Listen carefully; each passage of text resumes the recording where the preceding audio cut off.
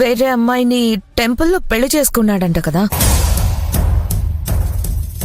ఇప్పుడు మళ్ళీ నువ్వెందుకు కలవాలనుకున్నావు ఐరేంద్రి? ఎందుకంటే ఇప్పటికీ వేద వాసుదేవ్ గారి కోడలయ్యే ఛాన్స్ నీకుంది గనక. What? How it is possible? Rahul కసలు అభిని పెళ్లి చేసుకోవటం ఇష్టమే లేదు. పరిస్థితులు డిమాండ్ చేయటం వల్ల వాళ్ళమ్మ మాట కాదనలేక ఆ అభి మెడలో తాళి కట్టాడు. నిజానికి రాహుల్ అభిని చాలా ద్వేషిస్తున్నాడు. నిజమా? ఎంతైనా తాళి కట్టాక భార్యని కాదనలేడు కదా.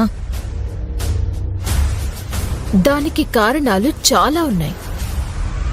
అవన్నీ టైం వచ్చినప్పుడు చెప్తాను. ఇప్పుడు నువ్వు చేయాల్సిందేంటంటే తిరిగి రాహుల్కి దగ్గరై ఏదో ఒక సాకుతో తనతో ఉంటూ తనకి చాలా క్లోజ్ అయిపోవాలి. ఒక్క మాటలో చెప్పాలంటే రాహుల్ని నీ వైపుకు తిప్పుకోవాలి.